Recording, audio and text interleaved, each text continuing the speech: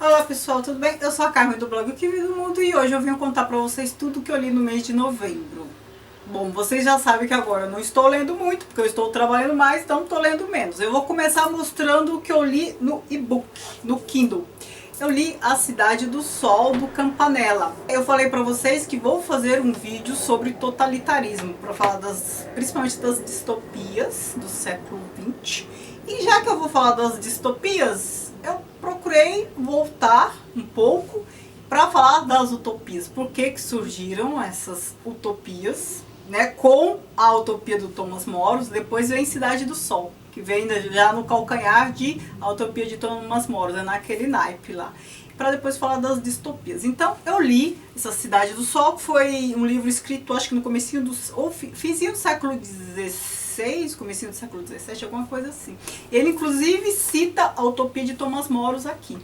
E se vocês se lembrarem de um vídeo que eu fiz, acho que há uns 2 meses, não o último leitura do mês, não foi leitura do mês de outubro, acho que foi de setembro, que eu falei do Tratado da Magia do Giordano Bruno. Tudo que eu disse lá serve aqui. Todo aquele contexto que eu disse do século XVI, que é um século super complexo, com uma encruzilhada de coisas, então é uma face para a antiguidade clássica, a retomada dos gregos, Platão, Aristóteles. É a magia com status de ciência, é a ciência surgindo, é a igreja em declínio, a religiosidade muito forte, mas recusando a mediação da igreja, porque já tinha ocorrido a reforma, né? A igreja já tinha se excedido demais, já tinha abusado demais, até que surgiu a reforma com Calvino. Então é essa tomada de consciência e tomada das rédeas das coisas que o homem procurou fazer, mas ao mesmo tempo sob a influência de tudo isso ainda, né? Nossa, que complexo.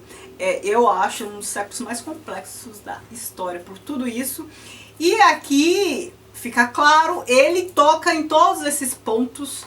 Fala dos Messias, fala de Moisés, fala de Cristo, fala de Platão, fala de Aristóteles, do Copérnico, né, já falando da ciência. Quando ele cita Copérnico, Galileu, o que ele está falando? Nossa, né, a gente já está aceitando que o planeta Terra não está no centro do universo. E o que é essa Cidade do Sol? É a cidade perfeita. Tal qual Thomas More fez em Utopia, ele faz aqui. Apologia de Sócrates, do Platão. Aqui tem 3 diálogos. O Eutífron, que é sobre a piedade. O Apologia de Sócrates, que é a defesa de Sócrates. E depois tem o Criton, que é sobre o dever. Criton, vocês já viram alguns vídeos atrás, eu falei que já tinha lido. Então eu li esses 2. Eutífron é sobre a piedade. O Sócrates encontra lá o Eutífron, e ele fala que vai processar o próprio pai, e aí tem todo um discurso sobre a piedade. E é um discurso que, se eu não me engano, ele é aporético, hein? Ou seja, ele termina sem uma solução, né? Sem eles chegarem a uma conclusão sobre o que é a piedade. Se você viu lá meu vídeo sobre para entender os diálogos platônicos, discute-se, mas não chega a conclusão nenhuma. É uma aporia. Apologia ao Sócrates se defendendo da acusação, né? Que ele foi acusado e depois foi condenado à morte, a tomar cicuta. Então é toda a defesa. Então apologia no sentido de defesa. O próprio Sócrates se defende. Só que eu não vou comentar esse diálogo porque eu prometi a vocês que faria um vídeo sobre a morte de Sócrates comparando com a morte de Jesus Cristo, certo? E eu vou fazer esse vídeo ainda assim que terminar de ler um outro diálogo que eu tô lendo, que é Fédon. Porque em Fédon, Sócrates já está para morrer e faz todo um discurso sobre a alma. É a fina flor do que a gente conhece da concepção platônica, do mundo das ideias, de corpo e alma, essa separação toda, todo o dualismo platônico. Então eu tô lendo esse, depois que eu ler esse, eu vou fazer um vídeo conversando sobre a morte de Sócrates. Le Noir, de John Steinbeck. John Steinbeck é aquele autor de As Vinhas da Ira, e eu achei esse livro no sebo, eu mostrei há pouco tempo pra vocês, que está em francês. Eu descobri o nome dele em inglês e em português. The Moon's Down, o nome em inglês, né? Porque a gente sabe que o John Steinbeck é americano. Ele escreveu esse livro em inglês e eu tô com essa tradução em francês. Em português se chama Uma Longa Noite Sem Lua. E aqui ele fala de uma cidade qualquer, uma cidade sitiada, durante um período que ele também não diz qual é, mas a gente, né, o leitor sabe. Mas aqui na história você não sabe que cidade é exatamente, nem que época, né? Tempo e espaço fica uma coisa assim meio gasosa, mas é uma cidade que foi ocupada e as pessoas acabam sendo subjugadas, e a morte é um monte de coisa. O prefeito, algumas tentam reagir, outras não. Enfim, ele está falando da ocupação nazista. Ele escreveu esse livro logo depois da Segunda Guerra Mundial e aí ele fala sobre isso aqui, né? De uma maneira, claro, é ficção, e o fato dele não indicar cidade, né? Essa coisa de tempo e espaço, não precisa, né? Não precisa. Isso é legal, só porque eu acho legal, porque ele não tá falando daquelas pessoas naquele lugar, ele não tá sendo parcial, ele tá falando do ato em si, né? Da situação em si, não importa quando é, onde é e com quem é, né? É como o Victor Hugo usa esse mesmo recurso ao tratar de O Último Dia de um Condenado. A gente não sabe a pena, não sabe quem é, mas não importa, ele está tratando da coisa em si. Então, não importa com quem seja, é a situação em si que ele quer discutir. Curso da Servidão Voluntária, do Etienne de La Boétie. Eu fiz um vídeo sobre essa obra, eu acho que foi o último que eu postei, e eu comentei tudo lá. É um texto super curto, é um ensaio que ele discute, ele fica sem entender por que as pessoas seguem tiranos, né? Por que elas voluntariamente aceitam a servidão, certo? Vejam lá meu vídeo. A República de Platão, famoso, foi uma releitura, aliás, no vídeo do Etienne de La Boétie, eu falo um diálogo que um paralelo que a gente consegue estabelecer sobre a alegoria da caverna e o que ele diz lá. Tá? Eu não vou comentar muito sobre esse livro, porque todo mundo conhece. Aqui é diálogo de Sócrates, né, com vários outros, principalmente acho que é Glaucon, e o Glaucon é irmão do Platão, né? E discutem várias coisas sobre justiça, sobre república, né? É um discurso muito longo, com várias etapas, mas o que é mais famoso aqui a gente sabe, é a alegoria da caverna, né? De Platão, que ele trata dessa questão. É aí que a gente estabelece um paralelo, e algumas pessoas, as pessoas ficam presas só vendo sombra das coisas e não o mundo real. Precisa que o filósofo diga a elas o que é real, como elas devem agir, o que devem fazer, né? Agora tem um outro mito aqui, não é mito, mas uma outra história aqui que é muito legal, que é sobre o Anel de Gige, que é uma história para a gente pensar a questão da ética. Gige é um pastor que acha um anel, porque acho que houve lá algum problema, um terremoto, eu não sei o que houve, não lembro mais. E aí se abre uma fenda na terra, ele acha lá um anel, né? Acho que descobre alguém morto lá e acha um anel. E ele pega o anel pra ele, né? O anel valioso. Ele começa a perceber que quando ele está usando este anel, ele se torna invisível. E aí, diante da invisibilidade, ele começa a aprontar. Então, estupra a rainha, bate no rei, mata. Quem leu o Fausto do Goethe, há de se lembrar que há uma passagem que o Fausto faz praticamente a mesma coisa, hein? Dá pra gente fazer um paralelo aí. O Fausto faz praticamente o que o Gige faz aqui. Porque o Fausto está invisível também, né? Porque ele foi dotado de todos os poderes que ele quis, e aí ele vai lá, bate no Papa, não sei mais o que. Ele arrasa tudo. E o Gige faz isso aqui. E aí qual é a moral da história aqui? Em Platão. Haja como se não houvesse ninguém olhando. A gente ouve falar muito disso hoje em dia, hein, para falar de ética. Pois é, tá aqui. Você tem que agir como se ninguém estivesse te olhando. Então não importa que você esteja invisível ou não. Para quem tem uma moral bem constituída, age de maneira exatamente igual, sob olhar de outros ou não. Bem constituída assim. Moral, qualquer moral é moral, mas assim, no sentido que a gente valoriza, né, que a gente costuma valorizar, essa coisa de não fazer aos outros o que a gente não quer que faça, como a gente. 31 poemas para um amor. Eu comprei esse livro da minha amiga Rafaela, porque ela estava vendendo um livro do amigo dela, Sebastião Marx. É um livro de poemas e ele é bilíngue também, português e espanhol. A gente lê na sentada, porque é poema, né? E aqui a gente percebe um eu lírico É muito marcante, praticamente todo poema a gente percebe. Um eu lírico saudoso. Ele não chega necessariamente a sofrer com a ausência. Então é alguém que amou estar com saudade. Não está necessariamente sofrendo, sabe aquela sofrência toda? Não, a gente percebe um eu lírico, nostálgico, melancólico, mas ao mesmo tempo cheio de energia porque quer novamente, né? O amor, vivenciar, aquela coisa bem legal.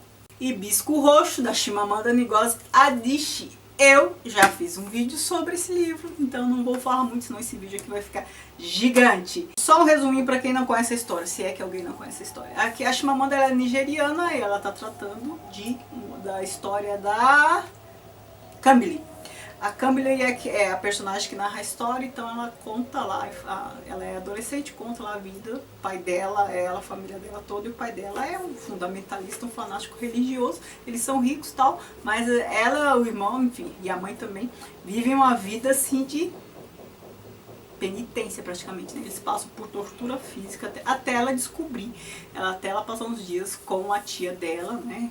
Pessoa super bem resolvida, cheia de vida e tal, ela passar dias felizes. É um livro muito bom, dê uma olhada no vídeo se você tiver interesse, tá? Não vou falar muito dele para o vídeo não ficar longo. A Imperatriz de Ferro, da Jung Chang, também fiz um vídeo sobre ele recentemente, olha só que beleza. Fiz 3 vídeos sobre os livros tratados aqui e me comprometi em fazer mais um ainda sobre Sócrates. Olha como eu estou produtiva, eu não estou lendo muito, mas estou gravando. A Imperatriz de Ferro, a concubina que criou a China moderna. Aqui a gente está falando da Cixi, ou Cixi, não sei. China, século XVIII, 1860, mais ou menos até ela morre em 1908. Ela, de maneira sazonal, ela assumiu o trono da China, o trono, né, imperatriz, por muitas vezes, né? Ela ficou no poder durante quase todo esse tempo. Né, tendo filhos que não podiam assumir, ou que assumia, mas não era bom, né? E ela modernizou a China. É um livro que eu adorei ler, é uma biografia, é historiografia, o que é feito aqui é historiografia, você vê textos, trechos de fonte primária, então tem um monte de figurinha também. E eu gostei muito de ler, muito legal, e assim, eu percebi que eu sou muito ignorante. Dá vergonha, quando eu li isso aqui já me senti ignorante, né? Mas ainda há mais proximidade entre o que eu sei, entre o que eu sou, o que eu vejo e a realidade aqui, africana, do que o que eu sou, o que eu vejo, onde estou, como penso o mundo e a realidade chinesa. Eu fiquei com vergonha, eu sou muito ignorante, eu não conheço quase nada da vida. E eu adoro ler coisas que me são distantes, eu adoro aprender assim, porque é bom a gente lidar com coisas desconhecidas, porque a gente percebe nosso lugar no mundo. A gente é muito menos do que a gente quer ser ainda. A gente toma a dimensão da ignorância que tem, né? Quanto mais eu aprendo, mais eu percebo que eu sei nada e que é assim mesmo. A Noiva de Messina, do Friedrich Schiller. Ora, vocês podem achar que não conhecem Schiller, mas eu sei que vocês conhecem. Mas primeiro eu vou falar desta peça de teatro. Isso aqui é uma peça de teatro neoclássica, então tudo que eu comento com vocês do ponto de vista metodológico, quando eu leio os dramaturgos franceses do século XVII, serve para cá. Então Molière, Racine, Corneille, eles seguem os preceitos de Aristóteles para a poética, de uma época em que teatro era poesia, né? Poesia dramática, então com rima, tudo aquilo lá. Ele faz aqui. É claro que eu estou lendo a tradução, né? Porque o Schiller era alemão, eu li em português. Para resumir bastante, o que se passa aqui é uma história na Sicília medieval, em que é uma disputa aqui fratricida e é uma desgraceira só. É a tragédia, é coro, citando, cantando, tudo que vai acontecer, enfim, é bem aquele estilo bem tradicional mesmo da tragédia grega do ponto de vista metodológico. E o tema também, né? Sempre aquela coisa também de Romeu e Julieta, sabe? Aquelas tragédias todas. Mas o que eu quero falar mesmo, eu quero falar do Schiller. O Schiller vocês conhecem, vocês podem achar que não conhecem, mas vocês conhecem Schiller e eu vou provar. Schiller, século XVIII, amigo do Goethe. Só por isso que ele é famoso? Não, vocês vão ver que ele é bem mais famoso do que isso. Ele não é famoso por ser amigo do Goethe. Eles eram amigos mesmo, de um revisar texto do outro, trocar cartas e tudo mais. Ele era poeta também, ele escrevia teatro e poesia. Ele fez um poema chamado Ode à Alegria. E as odes, a gente sabe, são hinos, né? São poemas que cantam, que elogiam. Então fez a ode à alegria. E ele incitava, né? Animava, vamos cantar a vida, a alegria e não sei o quê. Ele imbuído de um nacional, o que depois acabou sendo algo muito próximo do nacionalismo, né? Cantar a pátria e tal. Ora, vocês conhecem essa música, uma das músicas mais lindas que eu já ouvi na vida, e vocês também, tenho certeza, Quarto Movimento da Nona de Beethoven. Beethoven musicou esse poema, é a famosa passagem da nona. Julio Iglesias cantou, também gravou Song of Joy, que é, né, com toda a melodia de Beethoven e a tradução, não sei se é uma tradução literal, mas uma pretensa tradução do poema, porque o Beethoven ele usou a letra e musicou, né? Ele musicou o poema, Quarto Movimento da Nona de Beethoven. Se eu soubesse editar bem vídeo e tal, eu ia deixar um trechinho aqui, mas como eu não sei, vocês vão aí ver na internet, vocês vão ver que vocês conhecem, que é uma das coisas mais lindas que vocês já escutaram. Todo mundo conhece, mesmo sem saber que conhece. Mas Schiller também é muito conhecido por um outro motivo, né? Quando ele fez os poemas lá, estava imbuído de um nacionalismo e tal, ele sempre suscitava liberdade, igualdade, solidariedade. Isso nos faz lembrar de alguma coisa, certo? Se você troca solidariedade por fraternidade, você tem o lema da Revolução Francesa. E olha que do ponto de vista conceitual, solidariedade e fraternidade é praticamente a mesma coisa, certo? Mas o termo foi trocado. Ora, sim, os franceses se basearam no Schiller, eles gostaram disso e usaram como lema. É claro que a gente sabe que a Revolução Francesa, esses preceitos todos, são baseados na filosofia de Cristo. Porque aí a gente pode pensar, mas os franceses, todas aquelas revoluções do período foram baseadas na Revolução Americana, na independência americana. Ora, e os americanos fizeram com base em quê? Eram os calvinistas que povoaram lá a América, as colônias inglesas, fizeram a revolução e estavam imbuídos de quê, se não cristianismo na veia? Essa liberdade prometida por Cristo. Todo aquele discurso anti-escravidão e a liberdade do reino eterno para a vida toda, para a morte toda, para a alma toda. Enfim, tudo isso essa ideia que hoje a gente chama de direitos sociais, direitos humanos, isso começou com Cristo. Eu já falei isso em um vídeo, hein? A gente mesmo sendo ateu, se for o caso de você ser ateu, a gente é cristão, do ponto de vista filosófico. Se você acha que todo mundo, mulher tem direito, negro tem direito, nordestino, né, direitos iguais, que há necessidade de inclusão, pobre também é gente, você está sendo cristão, porque foi Cristo que começou com esse discurso. Antes disso era o conceito grego de uns nasceram para servir, outros nasceram para ter excelência no que faz. Harmonia cósmica, lá, conceito grego. Cristo chegou e prometeu, né, céu, no sentido literal, ele prometeu o céu. Os escravos também mereciam dignidade, mereciam isso. E isso foi evoluindo e avançou até chegar ao que a gente já conhece hoje. Então, assim, é evidente, já foi estudado, é comprovado. E se a gente parar para pensar, a gente localiza bem esse pensamento, né? Que foi a independência dos Estados Unidos, né, foi fundamento para a Revolução Francesa. E pega o lema daqui do Schiller. Vocês percebem como ele é importante? Embora não seja famoso, ele é super importante, hein? Então tá, eu falei que vocês conheciam Schiller e agora eu tenho certeza que vocês sabem que conhecem, tá bom?